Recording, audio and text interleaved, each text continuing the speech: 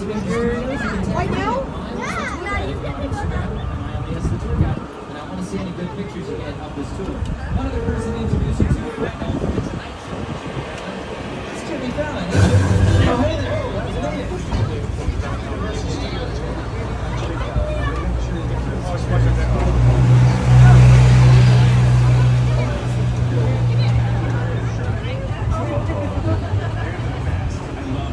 Even though my eyeballs But let's stay in Vegas, Jim. I know you guys are excited to get on the tour, but first, a few safety. Little notes on safety before we're officially on our way. First and foremost, if you run into an emergency, a medical emergency, something falling over the side of the tram, sound or video issues during your tour, simply reach up and pull on the red cord that runs along the center of the ceiling of the tram. I'll be back to assist you as soon as it's safe to do so. Otherwise, please stay seated throughout the entire tour, keeping hands and arms inside the vehicle at all times. No smoking of any kind during our tour, no vaping for you kids. Be prepared. Our tour features loud noises, sudden tram movements, fire effects, and many water effects.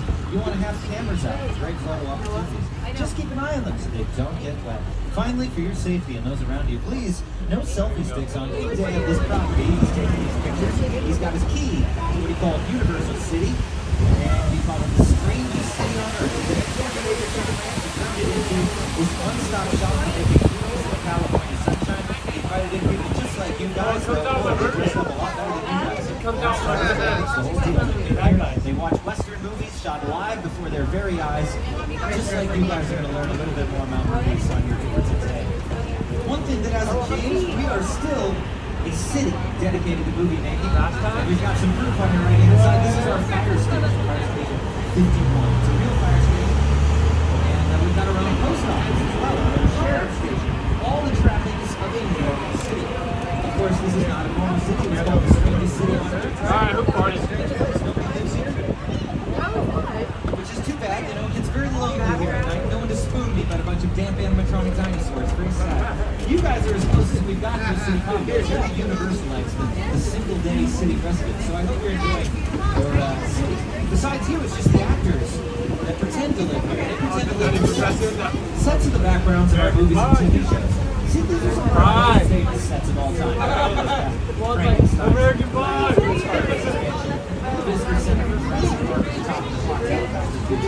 All these sets were built in the same stage. This one on the left is stage 12. Its walls 4 times thicker than your walls at home.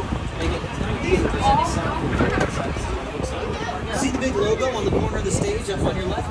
It says The Voice. We don't just make movies, you guys. We also make TV for you guys. We've been doing it since the 1960s.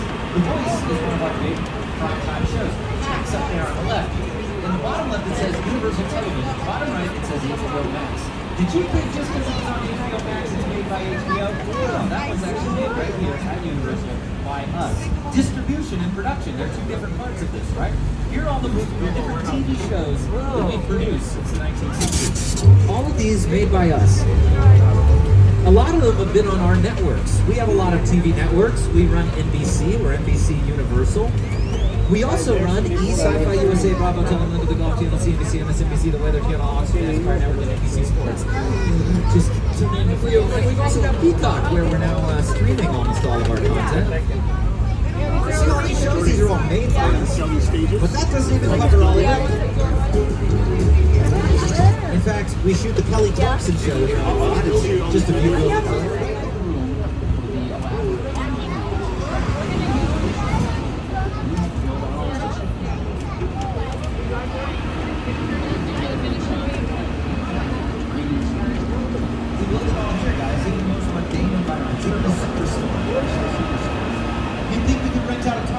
They want to conduct business in that target, so they don't let us, right?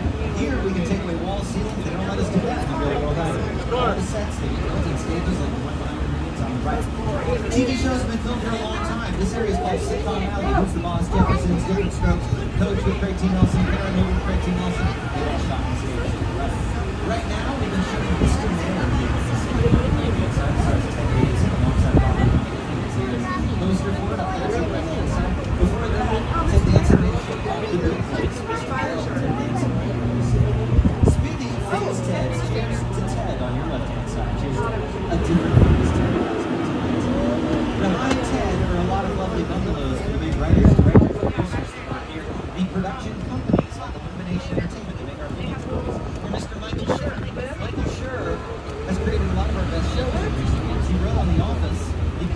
brother Moe's on the show. He went on to create Parks and Recreation with Amy Poehler, Brooklyn Nine-Nine, with Andy Samberg, Victor Place, Kristen Bell, Ted Danson. And his new show is called Rutherford Falls. It stars Ed Helms as a small-town politician. If you like those other shows, I recommend you check it out. We're going down James Stewart Avenue. You know, actors like Jimmy Stewart used to hang out in these bungalows. They were known as contract players back then. Years at a time, they'd only make our movies because they had long contracts with us.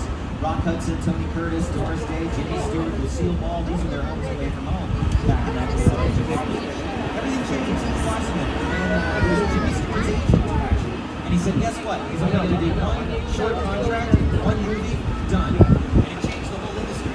All the actors, they started having short contracts. They had trailers instead of bungalows. So that's why they do that nowadays. Lou Wasserman went on to be the last Hollywood mogul. He owned this company for a number of years. Even offered this office to a young Spielberg. But that office on your left with that little silhouette to the right of the door, that is where Alfred Hitchcock used to work. He was the master of suspense. He had more than 50 films and is cited for his work. He was famous for making cameos in his movies. He'd show up at least once in almost all of his films. If you haven't treated yourself to Vertigo, Rear Window, Psycho, or The Birds, do yourself a favor. Still some of the best films of all time, right up till today. But speaking of modern productions, these soundscapes up in the left. Added about 6 years ago. We've been using them for a number of productions. Will and Grace came back to air right here. America's Got Talent, hosted by Terry Crews, shoots here. Keenan, you know Keenan, Saturday Night Live. Good Burger, home of the Good Burger. He's been filming right in here. You can see a nice poster for you up on the left. Universal Television, we make it. NBC, we've also distributed on our network. Keenan, big part of Saturday Night Live, one of our biggest shows. It, of course, films in New York. But that doesn't mean that we can't film stuff that looks like New York right out here on our backlot. We're heading to the backlot, you guys. This is where we build sets too big for the soundstage.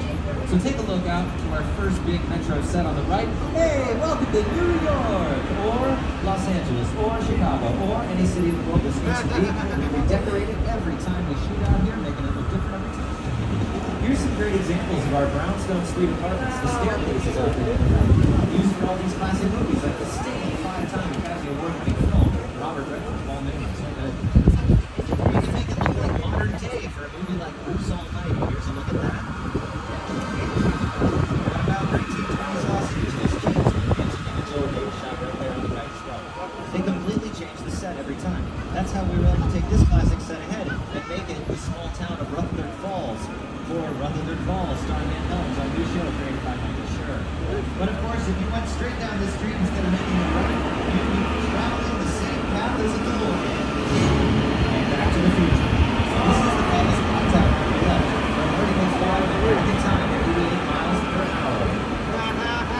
Of course, that was not the original ending to the script. Doc and Marty were going to steal plutonium and use it to go back in time. They stole it from a nuclear power plant. Well, Universal said, we don't want to rent a nuclear power plant. Why don't you go find a set on our backlot and rewrite the ending? It was actually the back lot of the Courthouse Square that inspired the entire climax. Bob Gale came out here. He came up with a different ending to his movie using what was a classic set. Seen time and time again in classic courthouse dramas. Inherit the Wind, based on the Scopes Monkey Trial. So good. Shot right out here. And of course, To Kill a Mockingbird with Gregory Peck. Another classic courthouse drama. Shot out here. Gregory Peck won the award for Atticus Finch. Great movie, great role. Look how Bruce Almighty, he goes around the corner. Oh my gosh, he's in a whole different part of town. Even though we know his apartment's a block away, right? And this is what you can do using the trick of editing in our metro sets. We've got a lot of metro books all within one area. So we can head from quiet Hill Valley and right around the corner we're in the streets of New York City. Hey everyone, welcome to New York. I'm going to start right here in New York on Saturday Night Live.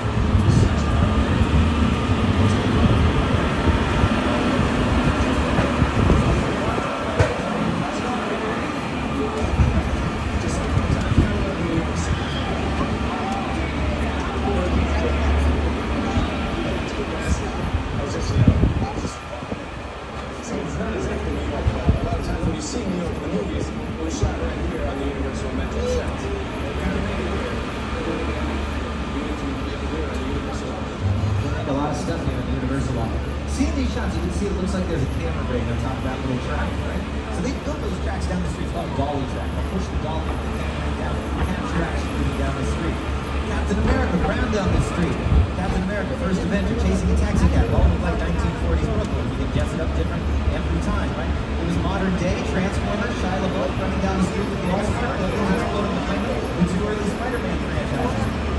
Wire, Andrew Garfield, right here. Our shows that take place in New York, The Mindy Project, 199. The list goes on. We only build what the camera needs to see, just like that taxi cab with Jimmy Fallon did, right? So the skyscrapers only 80 feet tall. What about the insides of these buildings? We'd rather shoot that in a soundstage. There's nothing in there but a bunch of plywood and people standing up. This is what it looks like. We call these facades. It's a French word. It means false front. And guess what? It's even faker than that. Take a look at all that brickwork. Not a single brick. Big sheets of plastic. It's all plastic, plywood, foam, rubber. Welcome to Hollywood, folks. It's all fake. And that's okay. The only thing that needs to be real inside that movie theater, your thoughts and emotions as you watch the movie. That's it. And to prove it, we're going to head to the paper environment. One completely created inside a computer. And yet you're going to feel like you're heading back to Star Wars. It's the original King Kong.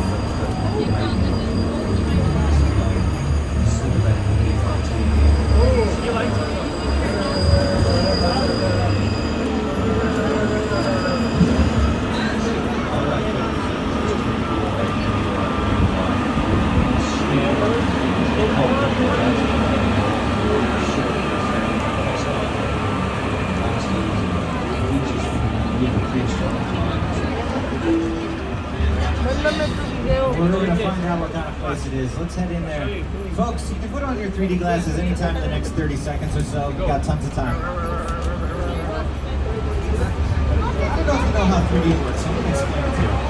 Basically, we're going to go into a room with big screens around it. On those screens, there's two overlapping images.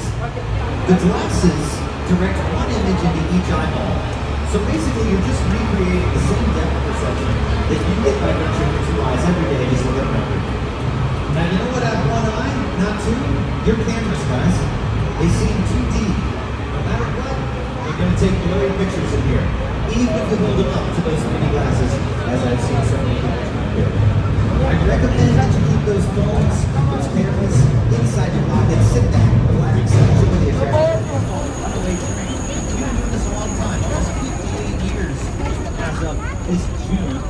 We've been taking trams around the back lot. We've made our way onto the silver screen plenty of times over the years.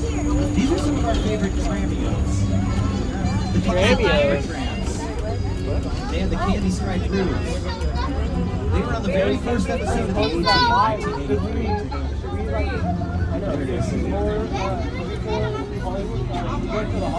This movie, The Wizard, featured a lot of our tour. Even the animatronic King Kong got a big shout out. Ready for him? Here's a flashback. My goodness. I can smell that banana breath from here. It's this guy. That makes our Universal Tram an official picture car. Just like any vehicle that shows up on screen, and we got famous ones coming up.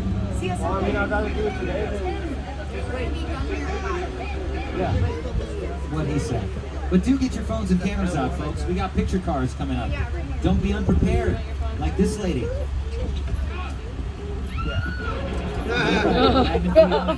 See how their vehicles define their character. Just by looking at them, you get a sense of who they are. In the Back to the Future movies, we're defining era. Whether that be the 1950s for this car, or the distant future of 2015 for these Back to the Future 2 vehicles. Let's go back in time. Flintstones, the first environmentally friendly cars, all foot-powered.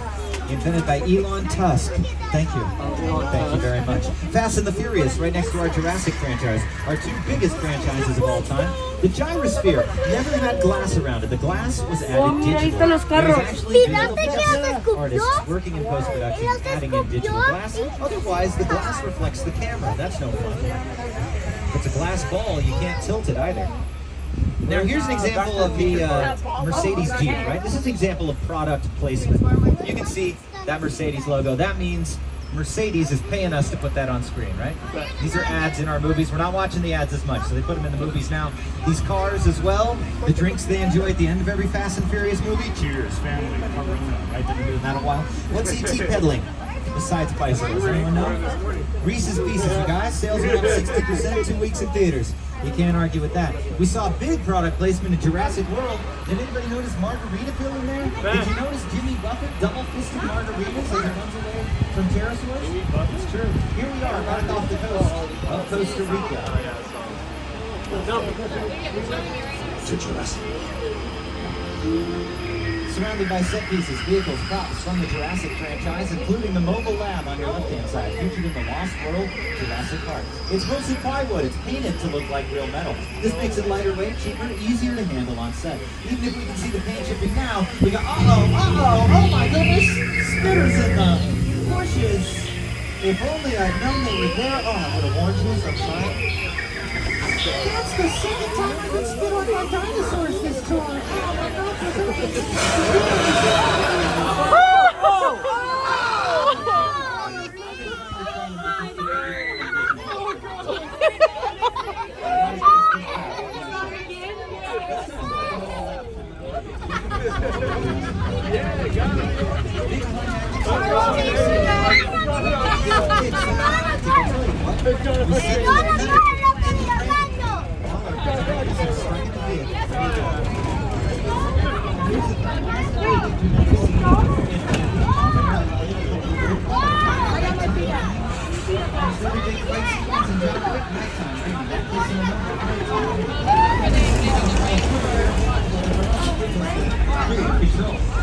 It's like a giant.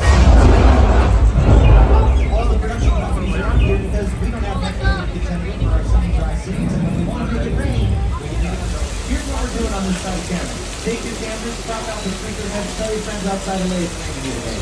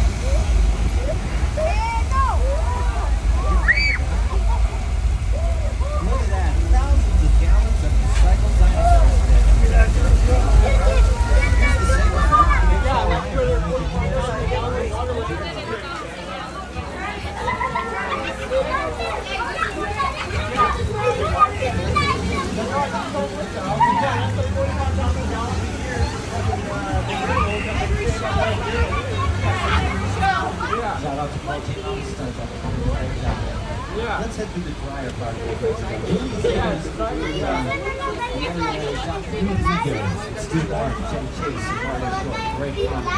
Nacho Libre from my millennial friends out there. Oh, it's the Nacho Libre. Development. Did those episodes where Western Streets and classic westerns, like Desperate Rides Again with Jimmy Stewart.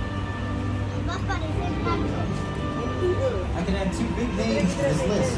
Brad Pitt, Leonardo DiCaprio, Once Upon a Time in Hollywood. The 9/20 Tarantino film shot out here. Inside that opera house set on your left, you can see a staircase in there. There's actually a bar in there as well. It's called a practical set. It's very rare a practical set, and actually most of the time we can just cut with actors walking into a soundstage set and walking out of one of these exterior sets. Most of these are just facades. Just the fronts and sides. We are about halfway through our tour, folks. If you need anything, reach up, pull that cord, remain seated. Otherwise, I'll take care of it.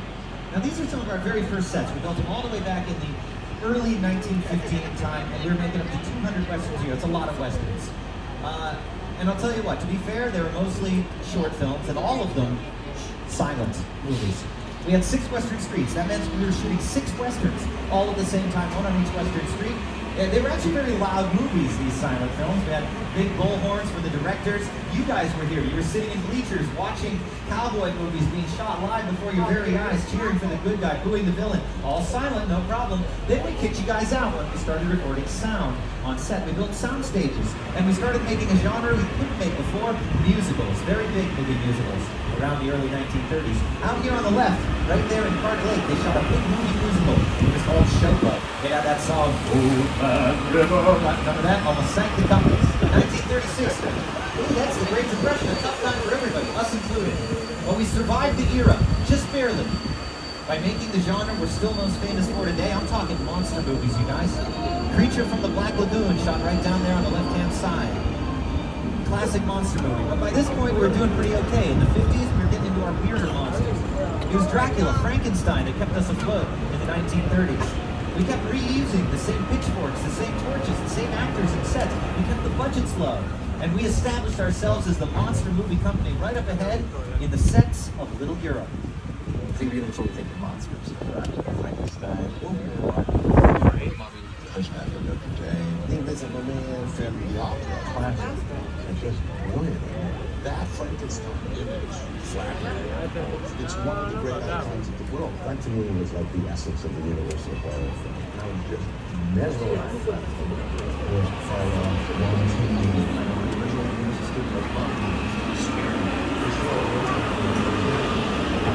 That they do. Dracula, Frankenstein, The Invisible Man. Oh my goodness, there he is! The Invisible Man! Wow, we almost never seen him, you guys. Almost never. Speaking of things you've never seen, check out that Invisible Man movie that came out in 2020. So good. Here we are in the sets of Little Europe. Some of you recognize this as The Good Place. You own Shakespeare.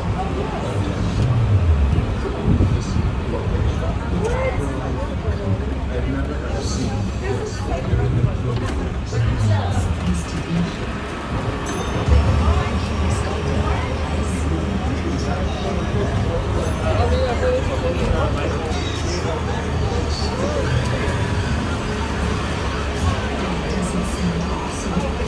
tell you what's awesome. This show is so good, so funny. One of the most clever ideas for a sitcom that's coming out in decades. Because usually they're workplace comedies, right? The Office, Parks and Rec, Friends. If you're doing something this creative, I say kudos. Those beautiful sets out there, you might use time and time again. Disney used them for Pirates of the Caribbean, Percy the Great Girl. They used it for Genovia, Princess Diaries, Royal Engagement, down there. They used it for Muppets movie. Jason Segel, Trevor Noah, getting his picking like back to those sets used by us many times in the past. Classics like Spartacus shot out there, Stanley Kubrick movie, Empire Spartacus, right? And we used it for our first Academy Award as well, up by Western Front. One of my favorite Fox TV series shot out there is called Buffy the Vampire Slayer. They do flashbacks to the 1800s. Angel, played by David Boreanaz, he'd be on a bloody vampire rampage, going through those sets with his fangs out, angry villagers running around, kind of just like the classic monster movies. These movies were also highlighted by this prosthetic makeup on the monsters and, you know, the angry villagers and ghostly scenes. But David Boreanaz went on to be on a roll on Bones. They did an episode of Bones in this soundstage. Here, I'm going to show you the scene as Bones stays. Now, you see there's a sign there that says on set. That means that it's like an active set. This is what it really would look like if we were shooting out here. We've got lights up, we've got the camera rig. Typically, they light from the ceiling, but in this case, they have a real ceiling to the set. We don't typically build ceilings to our sets, so we can bring lights down from the ceiling of the stage. But in this case, we have to use these ground lights. So you see those?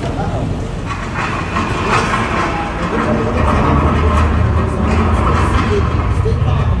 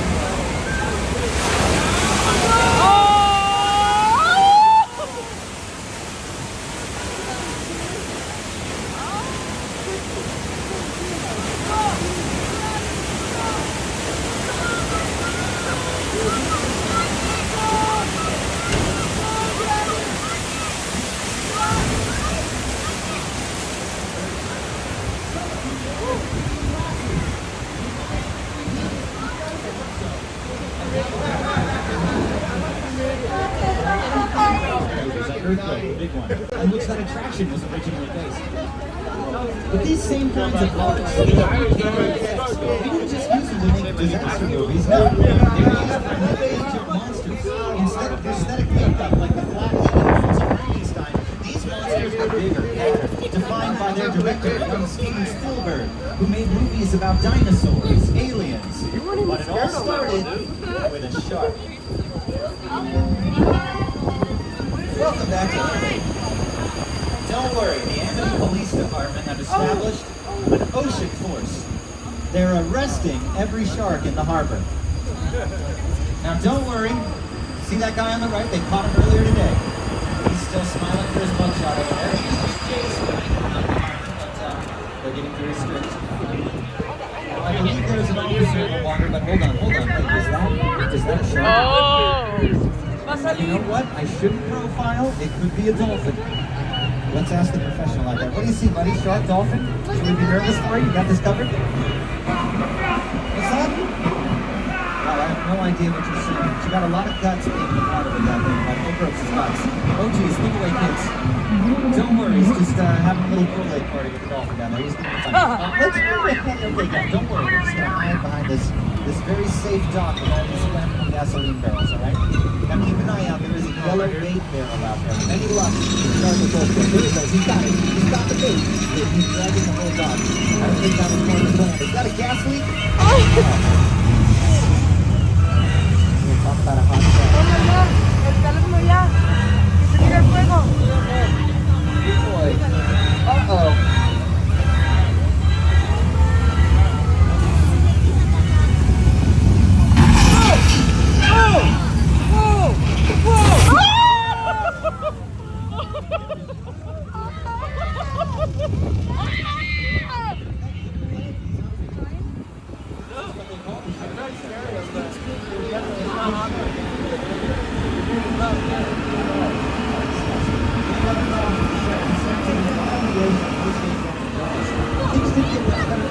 He's like, bro.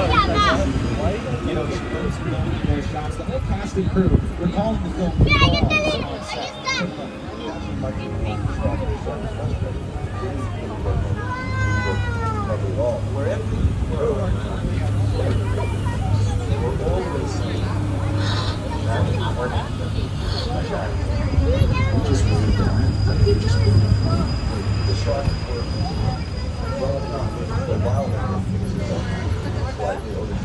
He owes the shark everything.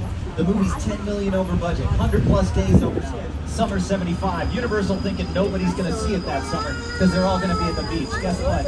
No one at the beach. They just saw Jaws. They're scared out of the water. The movie made more money that summer than any movie had ever made before it. So if you ever wonder why the big movies come out in the summer, I'll tell you why. Jaws, 1975, and we've been doing it ever since. That area, though, never used for Jaws. It's actually the set of Cabot Cove from the show Murder, She Wrote, starring Angela Lansbury. The cutest show about murder you ever did see. Shot all over this backlot. On the left-hand side, that little mustard-colored house, it's Drew Bradley's house from the classic To Kill a Mockingbird with Gregory Peck, also shot around this lot. Down there is Elm Street, used for Hancock with Will Smith, Ang Lee's Old Movie. Up on the right-hand side is our little chicken ranch, as we call it. We used it for the best little house in Texas. Dolly Parton, Burt Reynolds. It was also seen in House of 1,000 Corpses and LMFAO's Sorry for Choreographic music video. Up to the left-hand side, the entrance way to Wisteria Lane from NBC's Desperate Housewives. We've been using it for our Netflix show Never Have I Ever. Produced here, Universal Television, with Mickey King. But you can check it out on Netflix. We're going to head up Steven Spielberg Drive. Hey, let's talk about this guy. 16 years old. And hung out in the restaurant during my summers. When I went to college nearby, and she said, "Come on the lot and try to become a director." Universal Studios is a good place. It's a place I consider my first home. And I love it here. And I keep coming back. Spielberg was making movies like Duel, Sugarland Express, Amblin, you know, movies you've never seen. And he was a teen in his early 20s. What happened? He was working on the lot, editor's assistant. The original director of Jaws kept calling the shark a whale. That guy got fired. Steven Spielberg's hired on to his first big feature film. The movie was a disaster to make, but it made a lot of money, did very well, and he went on to make Close Encounters of the Third Kind. said no to a sequel. Good news, Spielberg makes an even better alien movie with us called E.T. the Extraterrestrial. Great movie. Defining movie. This is his logo for Amblin Entertainment. His company still to this day. It defines the movie E.T. and it defines Elliot. Elliot is that bicycle riding kid. Vehicles do so much to tell us about the characters that drive them. And I'm going to give you some other great examples of it here. We're going to see a nice double-decker London bus used to be up in the theme park. Just next to it, a little yellow car with a black hood. It's Mr. Bean's car. Rowan Atkinson, Mr. Bean's Holiday. The black Dodge Charger to the right. Dom's car. Fast and Furious movies. Right next to it to the right is Retto's car. The flatbed, the Smith's Piano Service truck. Oh, Brother Burkow, George Clooney. Dude, your brother's car. Even the color of the car can be really important. Like white. White is a color of innocence. No, it's well ascribed to a young Marion Crane who drives a white Ford at night in the rain as she approaches the Bates Motel. One of the most iconic sets in all of cinematic history. Shot for Psychos 2 and 3, actually. But in homage to the original Psycho by Alfred Hitchcock. Is that the Psycho? Young Marion isn't the protagonist we thought she was.